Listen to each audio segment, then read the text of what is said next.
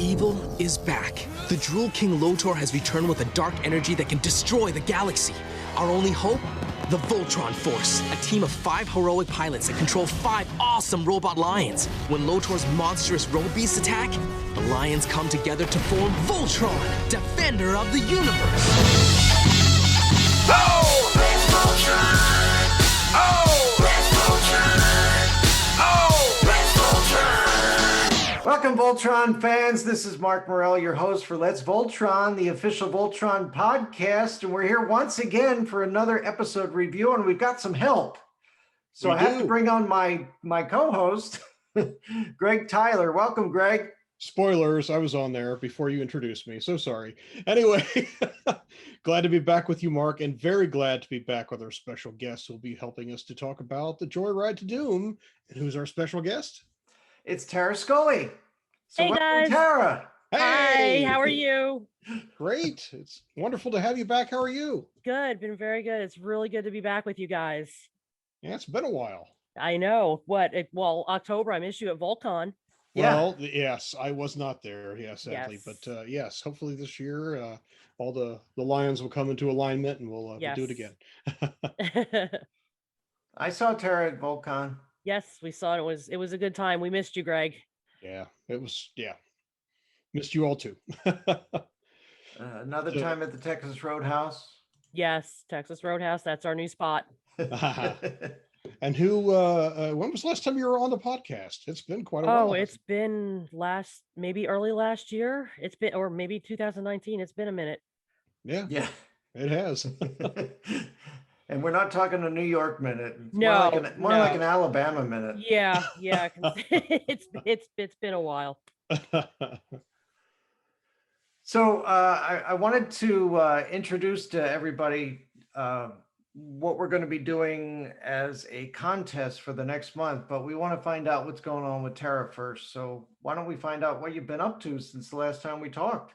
Oh, just really, just been busy with work and staying safe with the COVID, and, just work's been real crazy busy with, the automotive and people getting their cars worked on since they're having to drive more and keep them up and running. But just been, reliving the old Voltron stuff, actually just got done rewatching Voltron Force, oddly enough, a couple weeks ago, and trying to get back into Defender, just try and rewatch everything because God knows there's nothing on TV. But no, just trying to stay safe and sane. So we were watching the WandaVision, and then that concluded, and now we have started watching Falcon and the Winter Soldier. How is that? I haven't gotten to it yet. So far, so good. Okay. Yes, and we're looking forward to. There's only 6 episodes in this one. Okay. Yeah, I tried WandaVision. I just couldn't get into it. I love the first 3 episodes when they were doing the sitcom spoofs, but as soon as the 4th one started, I'm like, oh God, it's going to get into that cinematic universe stuff that I've not bothered to watch. So I stopped. Yeah, I got sucked in by Attack on Titan, so that's kind of been my guilty pleasure lately. So I'm just kind of catching up with that since the Mandalorian's not on right now. Yeah. Right. And then did anybody watch the Zack Snyder Justice League? Not yet. I have. How is it? It's pretty good. I mean, imagine all the, background information and a little bit more character development that you didn't get out of the original because they had to crunch it down to 2 hours. Well, now that you have 4 hours, then, oh, wow. Things are a little bit more clear. I'll have to watch that then. And it still flows too. So how many endings does it have? Because I remember watching Lord of the Rings Return of the King Extended Edition, which also ran for 4 hours. And it was like, ending. Oh, wait, there's more. Oh, wait, there's more. And then finally, eventually it ends. What about this one? I'd say there's like 2 or 3. Okay. Because they have a little bit where they might introduce another future Justice League member. And then there's the little thing with Deathstroke and Lex Luthor at the end. Cool. I'll check that out. So, okay. Well, we're going to get into our review in a second here, but I also wanted to talk about a contest. It's a month-long contest, and this might be the only podcast that we get to talk about it in, depending on when we get the next one in. Right. But this is a Voltron Force fan art contest. Nice. So it's the 10th anniversary of Voltron Force on Nicktoons back in 2011. It's been 10 years already. Yep. Mhm. Oh my goodness. That's why we're covering it this year. It's, Wow. time flies. So what we'd like to do is we'd like to see everybody else's fan art for Voltron Force, because there isn't even a whole lot of regular, licensed Voltron Force stuff out there. So on our TeePublic store, we have all kinds of things. We have t-shirts, hoodies, sweatshirts. We have magnets. We have stickers. We have pillows. We have phone cases. We have all kinds of things, mugs, and of course, masks.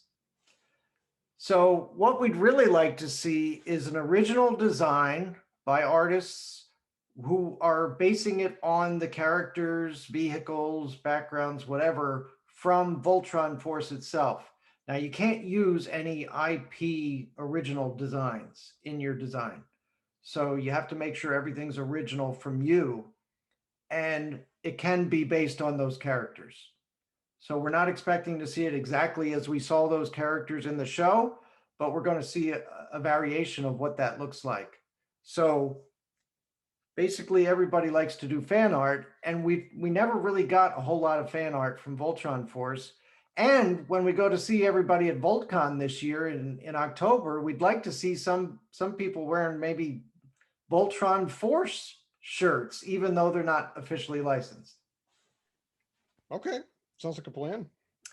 So the way that you're going to enter and possibly win, you have to actually go on to TeePublic. We have a link that we're going to post on this podcast page on letsvoltron.com. And also we've done this on social media already, but we're going to do a couple more posts of that on social media. But you need to create a TeePublic store by going through this link. And then you'll be able to upload your designs, and you'll be able to receive commissions on any sales of your design. So your design has to be a transparent .png file, and it has to be 150 DPI or higher. Okay. So DPI, dots per inch. Mm-hmm. So it has to be based on Voltron Force, the animated show from 2011. You use your own fan art of the characters, vehicles, places from the show, but don't use any original IP art from the show. You might get disqualified if you do. So upload your design with this particular tag. It has to have this tag. And the tag that I'm going to put here is VF Fan Art Contest, all one word, all lowercase. VF Fan Art Contest. Okay. You tag your design with that when you upload that to your TeePublic store, and we will be able to designate and search for those tags that have that exact tag. Okay. And then you have to submit your design by April 18th, and the winner will be notified by April 25th. What does the winner get? The winner gets a t-shirt, stickers, and badges of their design, and they can receive a commission for every sale of that design. Cool. And we're also going to feature it on our own TeePublic store as well, and we're going to feature it on Let's Voltron. All right, cool. Get your fan art tools ready. So we'd like to see your designs, and we'd like to see them at VoltCon in October, hopefully. Yeah. Good deal. So that's the Voltron Force fan art contest going till April 18th. Excellent. And now let's get started on Voltron Force episode 5. Yeah. Yes, it is. Yeah. So this is episode 5, Joyride to Doom. It was written by Ross Bealey. And of course, it was directed by John Delaney. Yep. Story by Todd Garfield and Jeremy Corey. Production number 105, originally aired June 30th, 2011. 10 years ago. Okay, So- what are your first thoughts on this, Tara? It was, I liked some of the bits and pieces there, especially I think this was the first episode we saw Red Center, wasn't it? Yes, it was the first time we saw any other lion in the center. Yeah, that and bringing out the Hagarium, finding out what it was called, and what got me, and I actually just watched this on my lunch break at work today, was we never found when Mayhawks and Vince were having that conversation on Planet Doom, Mhm. when Vince took him and he kept going, I thought there was no more left in the universe, but here you are. We never found out what Vince was in Right. that episode. true. So it's like, what is he? What is this power he has? And it's just like it just never came to fruition in the episode. Yep.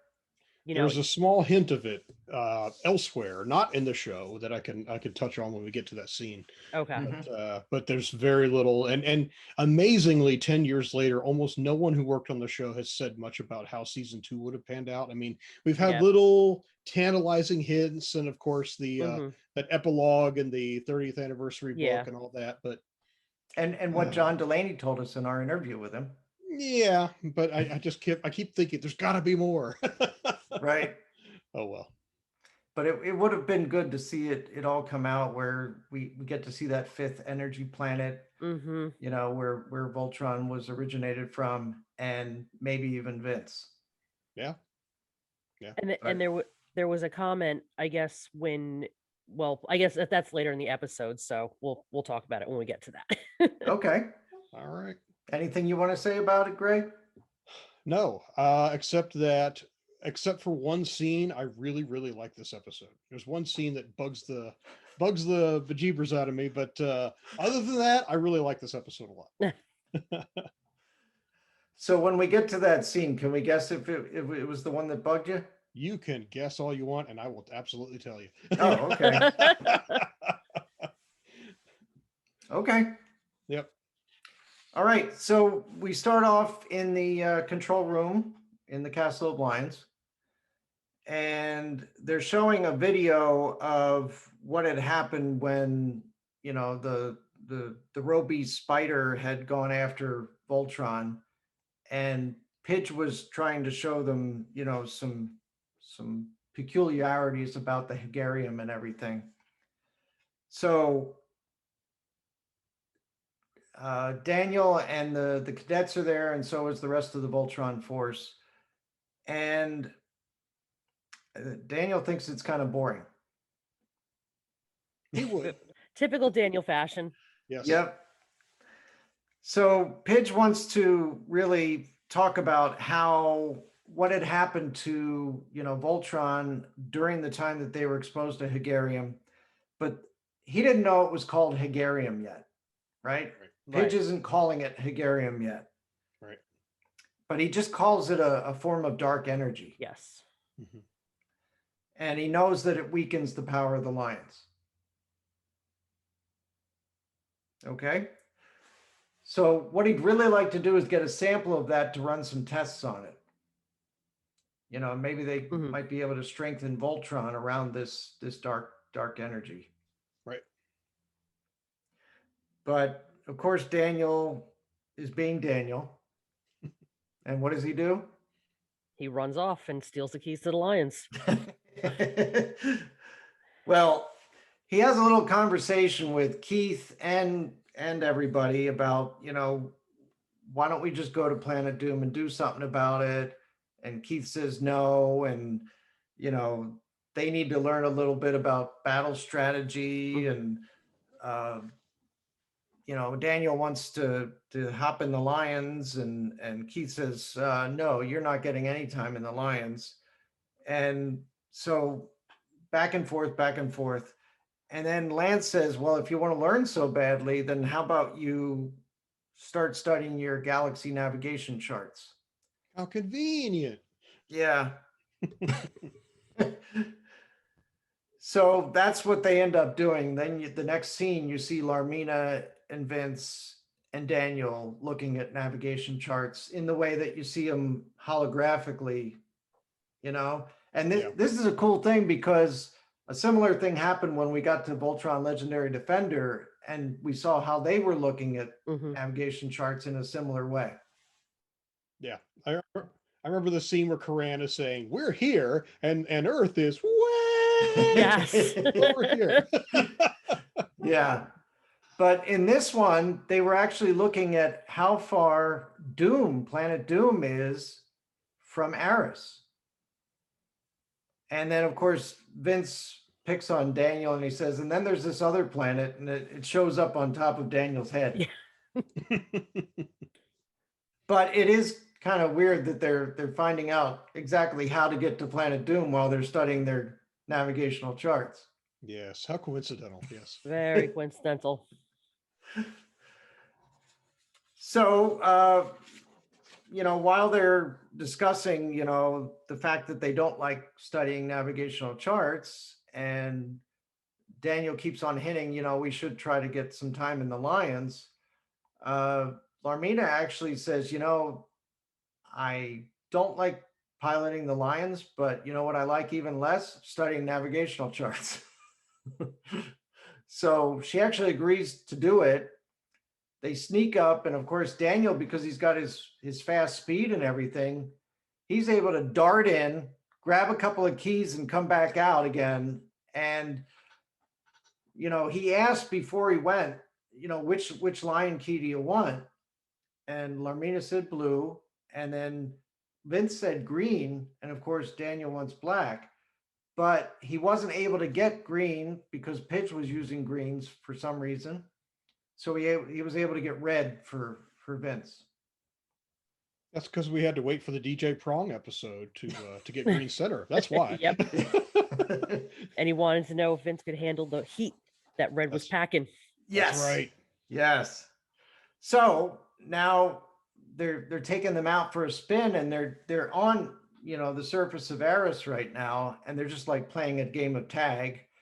And then all of a sudden he starts mentioning, hey, you guys really want to see what they can do? And since we learned about how to get to Doom on the navigational charts, why don't we just do it? And so they do it. Yes. And there was one particular thing that Larmina said. Something about, can't believe you guys were chosen by destiny. Yes, but she called them idiots. Yes. Yeah. She couldn't believe you two idiots were chosen by destiny. But what the heck? I'm going to follow along anyway. Yeah, exactly. They're idiots, but she's doing whatever they want. It's like Obi-Wan. Who's more foolish, the fool or the fool who follows him? So what do we think is going to happen to 3 young pilots in Lions on Planet Doom? Oh, they're probably going to get in some kind of trouble with somebody. I was just going to say they're going to have a cookout or something. Barbecue, throw some of that, good Doom beef on the grill. So in their eyes, they're going there. Their mission is to try to grab a sample of Hegarium and get out of there without anybody noticing. And it's going to go foolproof, no wrinkles. Dun, dun, dun, dun, dun, dun. Because they are the idiots chosen by destiny. That's Yes. right. So they get to Planet Doom, and thus far, it's really been nothing but the cadets so far, right? Mm-hmm. Basically, what they do is they fly in and they try to figure out exactly where it is that they might be able to get into Castle Doom, right? Yes. So they actually get out of the Lions, right? Yes. They get out of the Lions. They're hiding behind a shed. They see some of the soldiers, the Druid soldiers and stuff like that. And then they pinpoint where they're going to go in. But as soon as they start moving, of course, the first person to see them on the cameras and everything is Mayhawks. Yep. Because there's a Doom vulture or something flying around with a mechanical eye. Maybe so. About Mayhawks, he's got that mechanical eye that flies around a little bit. Is his other eye an eye or a socket? Because it's just this solid, darker colored thing. That's Yeah, I a don't good know. question. So maybe that's his other eye and it's in the bird. I don't know. We've seen over the course of all the episodes that we saw before, we saw him do weird things with his body and stuff like that. but yeah, I don't know about the biology of the other eye. So we see Lotor and Mayhawks in Lotor's throne room, and Mayhawks lets him know that the Voltron Force is there. And the funny thing is Lotor, after so many times of going to Aris and causing mayhem there, he goes, the Voltron Force here? How dare they? Dare they come here? Yeah, of course, the last time they were there, they killed him. Mhm. Yeah. Yeah, and he actually does speak to that. Although the If they script, kill me one more time. yeah, the script says kill, the actual episode says eradicate. Right. You had to kidify it a little bit there. Yeah. But so then weird things start happening to Lotor. His body starts going through some changes due to the Hegarian. And all this, as Mayhawk says, all the side effects from keep bringing him back to life. Yeah. So he actually gets bigger, stronger. And Faster. he actually starts to feel some more power. What did you say? I said, and faster. Oh yeah, like You know, was That's he right. was that the million dollar man, billion $6 dollar million man, man. $6 million man. Yeah. Dun, Yeah. dun, dun, dun, dun, dun, dun, dun, dun, dun. Yep. As Lotor's starting to go after them, Mayhawk said he wouldn't advise acting too rashly because the Hegarium is remarkably unstable, and until you understand its limitations, its effects are entirely unpredictable. So even though he gives Lotor that warning and everything, Lotor's going right after them. Right. So it does make me wonder, Mayhawks, he mobilizes some people to intercept the cadets, but it does make me wonder, similar to the Castle of Lions on planet Eris, where it seems to be the Voltron Force, and that's it. This enormous castle, the Voltron Force in Koran. Here's Castle Doom, the hub of the entire Drool Empire. And who is in that castle other than Lotor and Mayhawks? Who's even around it until Mayhawks summons those people? Where are they? Right. And what are they doing? What's their job? You never see them, not even walking around down the halls. Yeah. Are they just supposed to walk around just to make sure everything's all right? In case somebody shows up like they did? Yeah. Yeah, I mean, he does have soldiers, and Kala was training them and all that stuff. Where are they? This is the home world of the Empire. Yeah. Oh well. So Daniel and Larmina and Vince start climbing a tower, right? Yeah, the castle is under construction from it having been demolished by Voltron years ago. And yeah, there's a construction tower near the castle. And that's how they plan to get in. And then all of a sudden they start feeling like it's moving. And it's actually Lotor starting to tear it down from the bottom. Daniel tells everybody to get on the inside. I think we're coming down. And then what happens to Lotor is all of a sudden the power sort of like fizzles and pops. And he shrinks a little bit again. Yep. The gummy berry juice has worn off. Yeah. Boom. So then the thing comes crashing down. And then Larmina says, get up, we've got to get out. And then all of a sudden the soldiers surround them. There they are, Greg. There they are. Not many, but they're there. And then they shackle them with energy restraints. Lotor's surprised to see that it's only children and not the real Voltron Force. He says to Mayhawks, they're children. They send children to fight me now. And Mayhawks says, just the three of them. And he says, yeah, they were wearing these, and he shows them the Voltcoms, right? So now Mayhawks has their Voltcoms. He has them. Doesn't he actually call them toys? They were wearing these toys or something like that. Yeah. Yeah, he says, you'll be pleased to know we found the same number of lions in Shadow Moon Canyon beyond the castle. All three are being towed here as we speak. Now the question is, who are you and what are you doing here? So they have the three cadets, they have their Voltcoms, and they have the three lions. Yep. Things always happen in threes, don't they? Yep. Yeah. But now we have a new scene and we're going back to the original Voltron Force. So this time it's Keith and Lance that are doing a little bit of hand-to-hand combat kind of stuff. Yeah, actually, before that, Lotor just said, "Oh wait, we've got 3 lions. Let's go attack Eris." Oh, yeah, right. That's right. He said, "Commander, ready the ground troops. We depart for Eris at once." Right. So there you go. It was a quick idea on his part, right? Yep. Keith and Lance are doing some hand-to-hand stuff, and Elora says, "It's nice to see you two holding hands."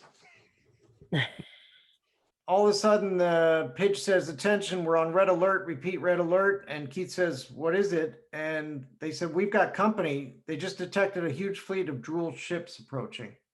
So that was pretty quick. Yeah, Well, got there easy. well, in the previous episode, it took the lions what 2 hours, less than 2 hours, to get from Eris to Tarvos in Earth's solar system. So Doom's got to be a lot closer than Earth, I would think. So yeah, It only took them a commercial break. there you go. We'll be there and an Alka-Seltzer ad and a Kool-Aid break or something. Yep. So Keith says, "There's no time to waste. Scramble the lions." And Pidge says, "That's problem B. We're 3 lions short."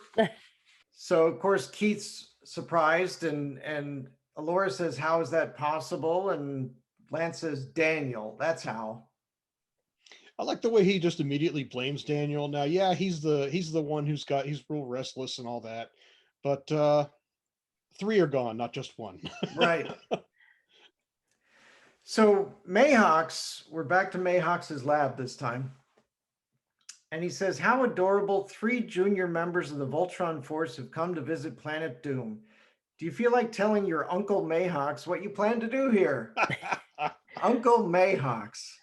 They came for a barbecue. That's right. I love Mayhawks. I think he is one of my Yeah. favorite characters in the whole show. Yeah. So he does say, "Let's have a look at your toys." So he has all 3 of the Voltcoms up on the wall, and he's got them strapped in somehow. And now he wants to test them by exposing Hegarium to them and see how they react. Mhm. So he says, "Ooh, these are fancy toys, aren't they? Based off the same mystical technology that powers Voltron." So when he exposes them to the Hegarium, he gets intrigued because 2 of them react what he would expect, Mhm. but the third one behaves differently, and that's Vince's. Mm-hmm. So he says, "That's a very unique spectral signature. I wonder, my new friend, what makes you different from them?"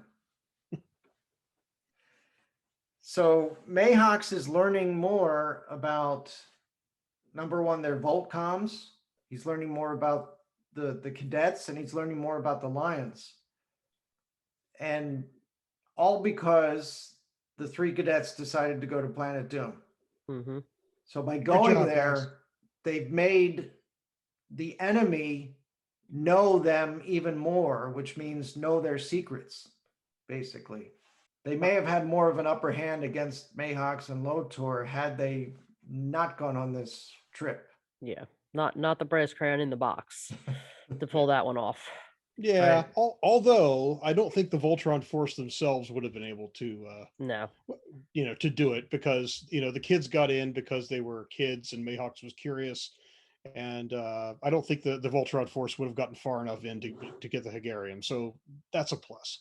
Yeah. But yeah, But in the end, if they do get the Hegarium sample back to the Voltron Force, is that really worth, them giving all this information to Mayhawks? it does at least pique his interest and keep him doing more nefarious things later in the season.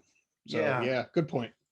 They're trying to assess the fleet that's coming after them on Eris, and Keith wants to know how bad it is, and Pidge says they've got 4 squads of infantry and at least 2 dozen heavy machines I haven't seen before.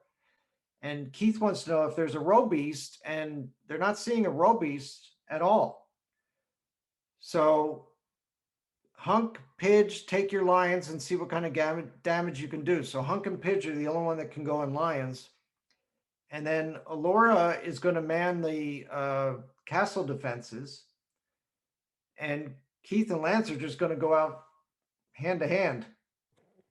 You know, Keith has his sword, right? Yep. Lance And has Lance has his blazing. guns. I think he starts out with blazing fists, actually. Okay.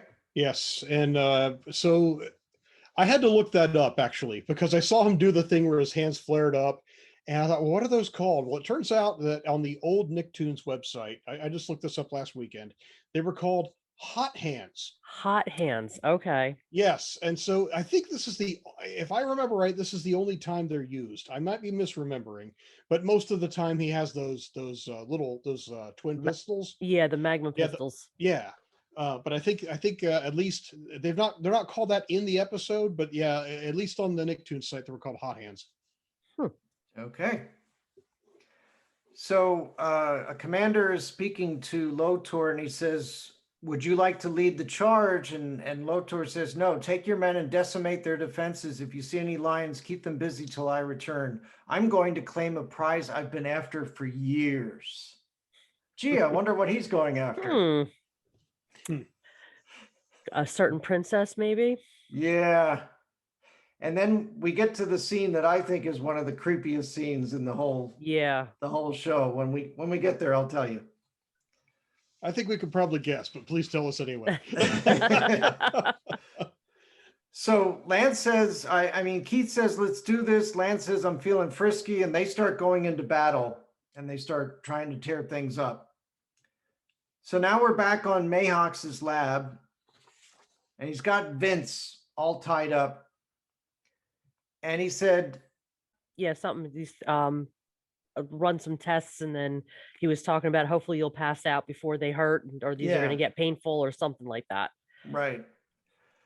And then we also see Larminia and Daniel. Daniel's saying, this is all my fault. We got to get out of here. They're both tied up. You know? Yeah, I do want to point out that the reason you stumbled on that a little bit, Mark, the line that Mayhawk says, is because it differs between the script and the finished episode. Yeah. In the script, and we got to again have to do a tip of the hat to World Events Productions for providing the scripts to help us with it. It just gives us a little more insight into the episode. The Mayhawks' line in the script was, "Did I mention these tests were going to hurt?" But in the finished episode, he says, "This might be a little painful," so it's a little bit milder. Right. Yeah. So Larmina is able to get out of her bonds a lot quicker than Daniel. And she says, you so wish you were a ninja like me. And he says, does it really feel like an appropriate time to gloat? And of course, yeah, it is. So we go back to the battle on Aris, and Pidge and Hunk are out there trying to do some stuff, and Pidge is warning Hunk that these things are really packing some punch, so they might be Hegarium infused, right? Mm-hmm.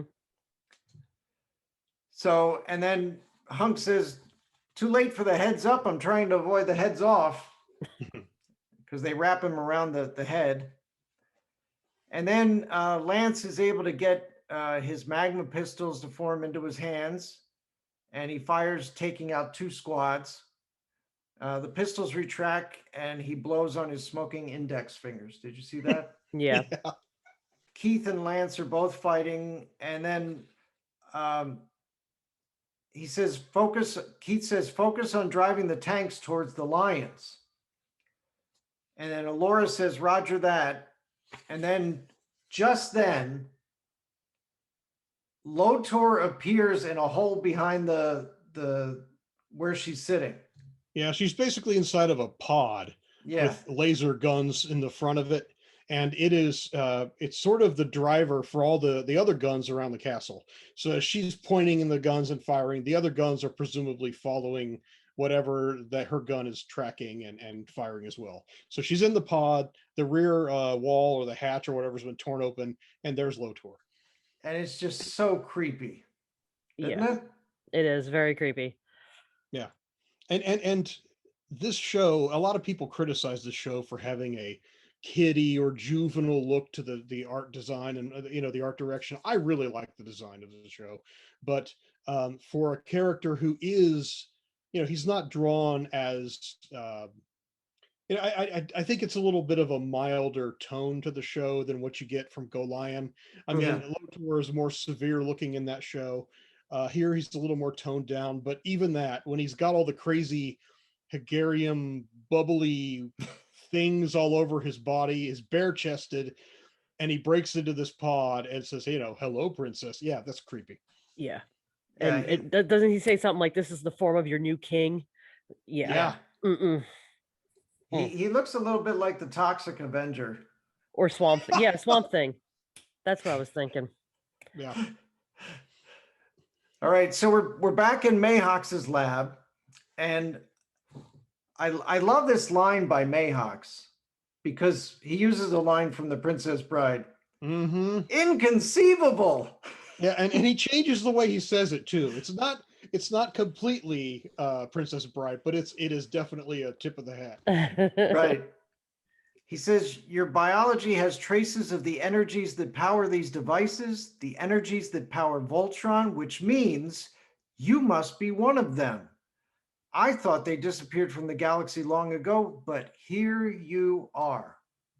Okay, so again, I was digging around. I was on the Internet Archive last weekend, and I found the old Nicktoons website and the entry on Vince. So they had a whole area that introduced the show, that the character bios, and there were a lot more. They were a lot shorter than what we got used to with Legendary Defender. But what they said about Vince was, while Vince would rather be leveling up in video games than be on the battlefield, he will find that indeed he himself is the key to unlocking new powers within Voltron. And here's the line: Vince is a descendant of the ancient people responsible for the creation of Voltron. He just isn't sure he's up for such a big responsibility. He's unsure of himself. So there is a spoiler put out before the show even debuted. It's not much more than what we get in this episode, but it's something. Right. So he says, you have a whole host of secrets to unlock, my little Voltron lab rat, but don't worry, you'll pass out long before we get to the really painful tests. And Vince says, what about my friends? And he says, it might be fun to turn them into robies and send them to Aris. Can you imagine the look on the Voltron Force's faces when they realize they have to fight their own proteges? That's creepy, especially when we've already seen him do that with Kala. Yeah. Very recently. And not only that, but Alora having to fight her own niece. Yeah. So just at that moment, he says, now where are we? And then Larmina knocks him down and says, we were at the part where you finally stopped talking. Yeah, I love her. Yeah, that's my favorite line of the whole episode. So Daniel zips over to Vince and frees him and says, sorry, buddy, let's get out of here. Vince says, did I mention this escape was going to be painful? Yeah, he says that because right after Daniel says, let's get out of here, Mayhawks lunges for Larmina. He wakes up just long enough. He reaches out to get her and she knocks him out again. Yeah. And then Vince responds. Yeah. Right. So now we're back on Aris, and he's grabbed the vial of Hegarium. Vince oh, right. Yes. I'm sorry. Leave. Yes. He did grab the vial of Hegarium. Yes. That's kind of important. Yes, it is. So we're back on Aris. Alora was taken away by Lotor, but she's doing a little bit of fighting back. And she's really holding her own. I think she probably could have, gotten him on the running if he hadn't been supercharged with all that crazy Hegarium stuff. Yeah, she even pulls out her bow and arrow. Yeah. But that doesn't seem to have any effect. And didn't she even pull out that whip too that she yeah, has? and the whip. Yeah. So did Lotor ever suggest in any later episode of this series that he had a thing for Allura? This seems to be the only one, I think. The one with Sven. What was the name of that episode? Ghost and the Lion? He kidnaps Allura there. Right. Oh, that's true. Good. But this is the first time that he mentions it, and I think he's referring back to the original series, right? Oh, sure. Yeah. Yeah. I'm glad that it isn't a perpetual obsession of his in this show. I mean, Yeah. it we all love the original show, but it did get a little bit repetitive, that Lotor Hmm. marrying Allura thing. So yeah. Yep. He's now got Allura, and he says, "What? This is the form of your new king." Is that Yes. what he says? Hmm. And so now we go back to Planet Doom. And what happens on Planet Doom? Larmina kicks the butts of all of the Drool guards in the dock where the lions are. Yes. Right. All of them. All of So them. I love that Larmina is tough. I love it. But holy moly. Yeah, it was Yep. a little overkill. Yeah. So basically they take off in the Lions. Yep. And they're on their way back now. Keith and Lance see Lotor with Allura on the battlefield. Right. And Lance says, "Is that Lotor?" And Lotor says, "Load her onto my ship." And then he turns to face Keith and Lance. And he says, "Keith, Lance fighting hand to hand. Where are your lions?" "Oh, that's right. I'm having them destroyed as we speak." So they start fighting, and he knocks them down, and he's about to throw another thing on top of them. And And then- their Voltcoms fizzle out too. Just by Yeah. being near him because he's got so much Hegarium in him. Yeah. So then Pidge shows up and says, "You guys need some help." So he's in Green Lion. And then he basically punches Green Lion back, right? Yeah, he like Yeah. swings like a rock or some kind of something, a piece of something, and hits him with it. Yeah, the thing that he was holding, right? The Mhm. piece of the Yeah. machine that he was Yeah. holding that he was going to throw on Keith and Lance, he Right. actually uses it to knock down Green Lion. Hmm. So Pidge says, "He's charged up with that dark energy. My lion's down." And then he says, "Looks like it's down to you and me, Yellow. Here, kitty, kitty." And he starts going after Yellow Lion, grabs it by the tail, right? The funny thing is he grabs its tail and he's dragging by his heels on the ground. And I really expected some kind of Tom and Jerry sound effect there. So the script says that his feet dig into the ground and he's pretty much fully burrowed into the ground by the time he stops the Yellow Lion.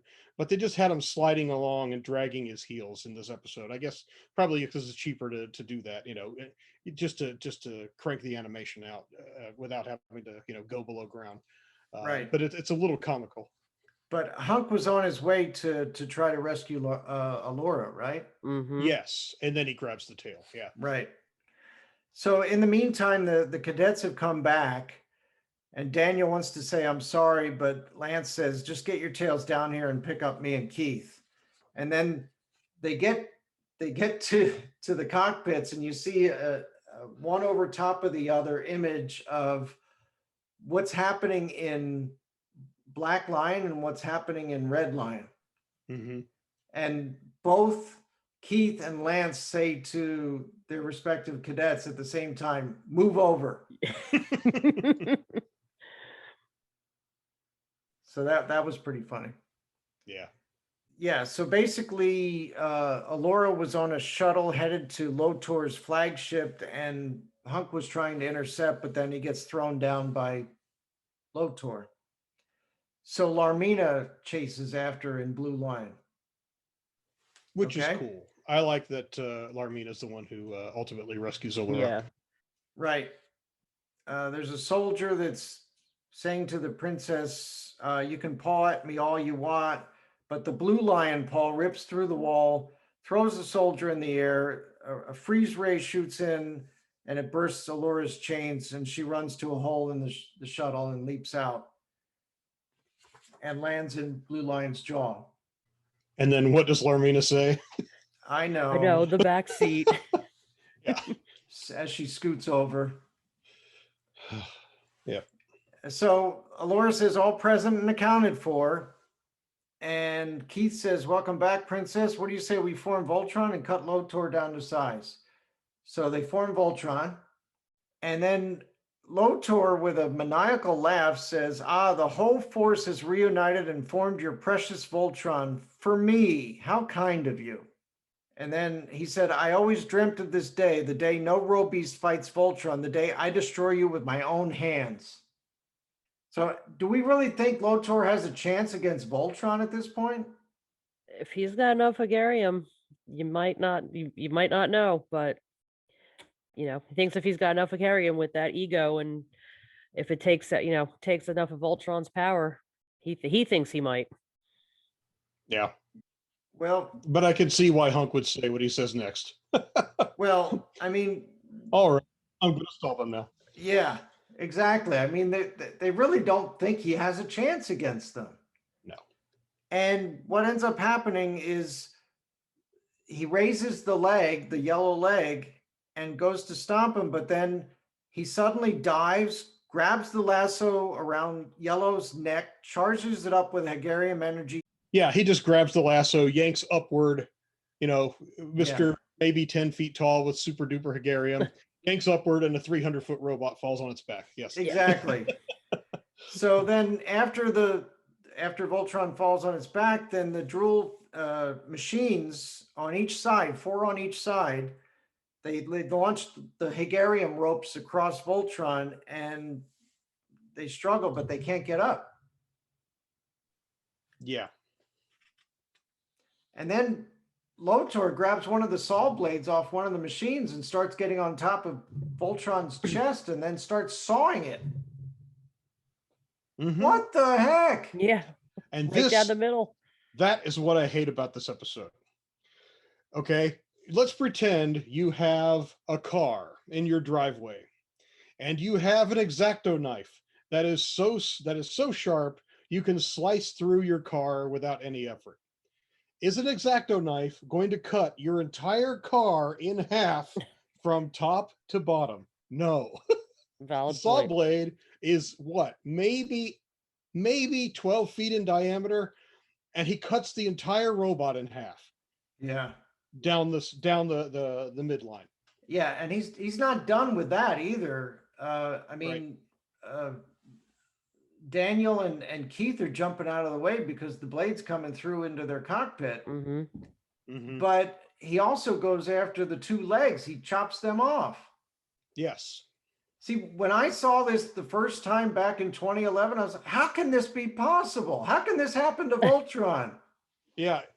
When I first saw it, I just thought that buzzsaw is awfully small. Yeah. Yeah.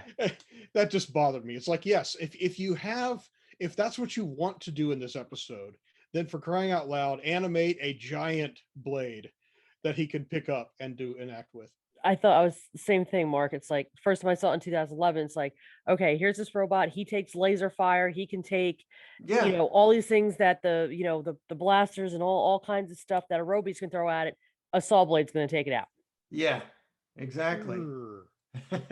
Although Voltron's ultimate weapon is a sword. So true. Yeah. But I mean, and so the next thing that occurred to me later as I watched this show in first run was, did he chop the Nexus in half? Because it's right behind the chest shield. Yeah. And that Corite charge in a later episode, puts the chip in Black's piece and causes all kinds of havoc for the next chunk of the season. But here, the entire robot is sawed in half, and there's nothing wrong with the Nexus. It's like 1980s Transformers before the movie came out, when Optimus Prime got disassembled into a bajillion pieces, and there's no sign of the Matrix because they hadn't introduced it yet until the movie. Yeah. So there's no Nexus until we establish it. That's right. There was nothing there before that. Yeah. So anyway, after chopping off the legs, then he goes after Red. And when he tries to do it, the saw blade just bounces off Red.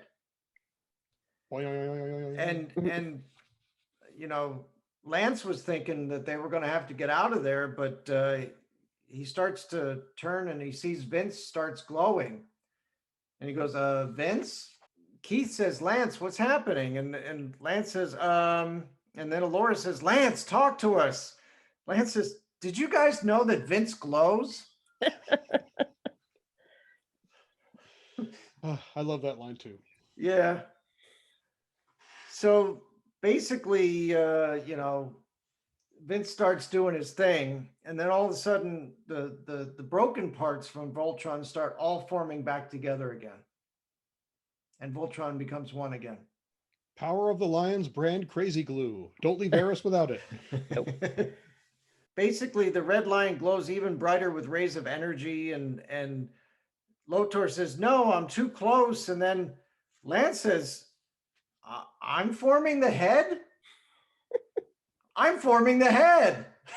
They get so excited when they do that. Yeah.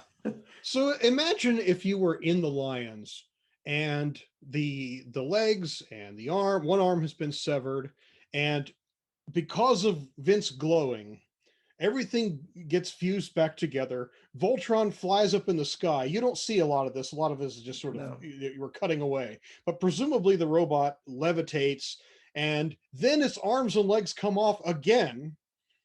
And then the switcheroo happens, and they go together, and then it lands on its feet, all in the span of what, 5-10 seconds? I mean, imagine being in the Lions and having no idea what in the heck is going on. Right. Right. So, Laura says, "Lance, is Vince okay?" And he's looking, and he says, "I think so. He's breathing, but he's out cold." And then so Lance says, "Okay, let's see what this baby can do." And he starts doing form blazing, and then he goes, "Guns?" So 2 magma pistols. And then he starts blasting away at all the troops in the battlefield. And he says, "Not going to lie to you guys, this is really cool." And it was. Yeah. And then, of course, Lotor's screaming, "You'll never defeat me. Today is the rise of the Drool Empire. Today is the day I..." And he had grabbed something, and he starts to jump towards Voltron. But then they raise both pistols and start bringing them together. And did they form a giant gun or not? No, They just used both pistols, right? Yeah. Yeah, we see one beam from off camera hit him. Right. And yeah. And as it hits him, it basically looks like he explodes. Or something, yes. Or something. But it's not good for him, whatever it is. No. He was eradicated. We're not going to use the word death or kill or anything like that, but that's what happens. And as soon as he's gone, the rest of the Drool troops, they retreat. So that's that. And presumably somebody hauled him away. And then Daniel says, "We did it." And then Keith shoots him a nasty look. And then Daniel says, "Well, mainly you, though." And then he says, "I'm really sorry. I just thought I just wanted to be treated like one of you and not a kid." And Keith says, "Daniel, you're one of us, but you're still learning. We can't have you going off like you did. It's the most irresponsible decision, Mm-hmm. And then Vince says, "Would it make you slightly less mad if I told you the mission was a success?" And he shows him the Hegarium. And Pitch says, "Is that?" And Vince says, "They call it Hegarium." So then we go back to Planet Doom, and we see Mayhawks pulling a lever, activating the same sequence that we saw in episode 2 when Lotor was reborn. This scene brought to you by stock footage. Yeah. Mm-hmm. And then Lotor suddenly springs up, and he's muffled in the tube, but he's saying, "Destroy Voltron," and he grabs his head in pain. And then Mayhawk says, "Welcome back, King Lotor," again. And Lotor says, "Mayhawks, where? What's happening?" They didn't. And then Lotor says, "They'll pay. I swear to you, I'll make them pay. I need more Hegarium. I need to be stronger." And then Mayhawk says, "Unfortunately, my lord, I used what we had left to reanimate you. So pity, because I had such big plans to incorporate the fascinating technology from those marvelous toys into your Hegarium armor." And they show like a picture of a suit that he looks like he was going to infuse with Hegarium and make it Lotor's armor. We'll see it later. Yes. Yeah. So Lotor says, "Well, then we'll just have to get more, a lot more, and I'll control it all." So how are they going to get more Hegarium? Anybody know? Well, stuff came out of that Hegarium Nebula or the Quasar or whatever it is. I guess that's one place they can go. Right. We'll see more Hegarium in the next episode. Yes. Yeah. So Pidge says to Vince, we'll figure out how to control your power, and Lotor's defeat can't be far behind. He's holding up the Hegarium sample and he's looking at it, and she says, just as soon as we find out what his power is. Until then, I think Lance has a job for all of you. And he shows them a bucket, and they're thinking latrine duty again.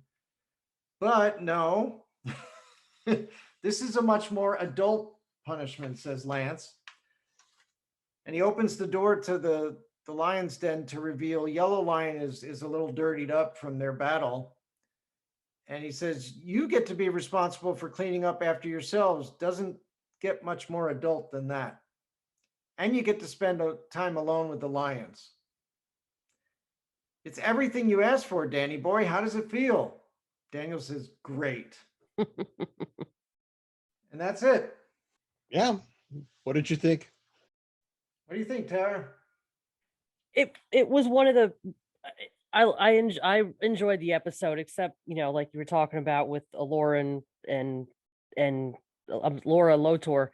It was a nice nod to the original series, but it was a little creepy, to be honest. And now you think about it 10 years later, and yeah, it's a little creepy, but it was a nod to the original series. But I remember watching it back in 2011, going back to, I got a kick out of, first of all, of the banter with Keith and Lance, with the hand-to-hand combat, and then them going out on the battlefield doing hand-to-hand with their VoltCon weapons. I just remember watching that with the girls, and especially Claire lost her mind with that one scene because she just loved it, because we know she's a Keith girl.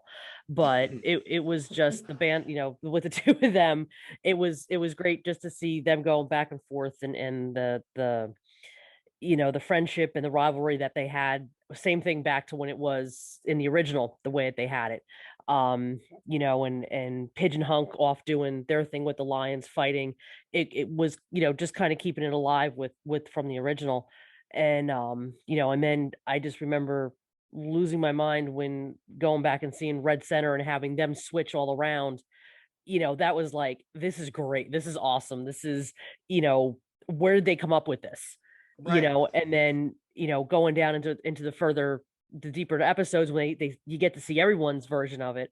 But it was just a breath of fresh air to bring this in and just see the different ideas and everything that they brought back to it. But it was a good episode, and seeing Lotor almost as comic relief in this episode, it was funny.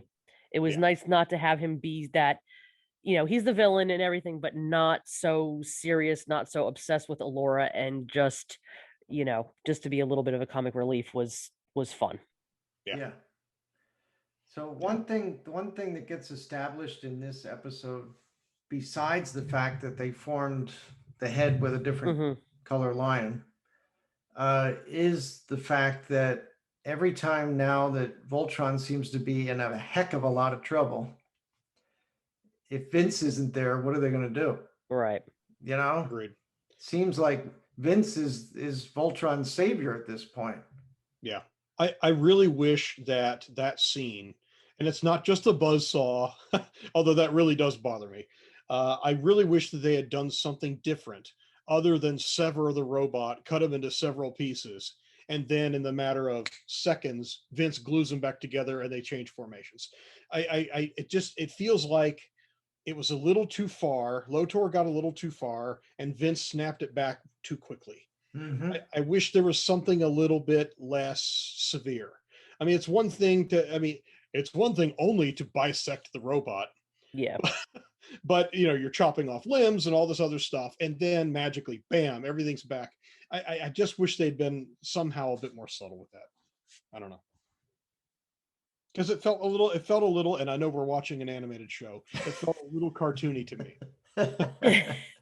And probably too, just for the the demographic they were trying to get at, young kids, and they're like, oh my god, with the attention span of a goldfish. So that could have been it. Yeah, that's true. Yeah. So you went from one miraculous thing that you never thought could happen to Voltron, with it being dissected like that, to another thing where, oh my gosh, another lion is the head. And of course they went out, no problem. Yeah. I loved it. I remember when I agree with you, Tara. When I first saw this episode and saw them do the red center thing, I thought, oh yes. Yeah. It is a sequel, a spiritual sequel to the original show. Yes. And yet it has its own unique twist, which is really awesome. So Yeah. I really liked it. How about you, Mark? Well, of course, I would have liked to have seen him as Red Center a little bit longer. Yeah. Sure. It didn't have to end so quickly. Yeah, that's true. It would have just been nice to see what else kind of, tricks up Voltron's sleeve has as Red Center. Yeah, I agree. So, and like I said, it's going to be interesting to see, are we going to be able to see every lion be center now? Mm-hmm. Spoilers. No, I'm not going to go there. And not only that, but it would have been nice to see, like you were saying, what Red could have done as the center, but what Vince could have brought to the table, being in Red and his secrets that he held. That would have been cool. That's true. That's true. Yeah. And who knows what could have happened in season 2. Season 2. Yeah. So we established in this that Mayhawks knows some secrets about Voltron and the cadets and Vince in particular and their Voltcoms and the energy that Voltron has, and he even knows about the ancient people that helped make Voltron. Mayhawks is definitely a formidable foe. Yes. He's not just a big guy who has a buzzsaw. Yeah. Could you imagine what he would have been like if Hagar was actually around in this series? The trouble those two could have gotten into. Yeah, that's true. But if they had established a season 2 without Mayhawks, because Mayhawks got destroyed in the first season, then it definitely would have had to have been Hagar. Yeah. Or Hagar. It depends on which voice actor you talk to. Yeah, exactly. How many times have we heard both?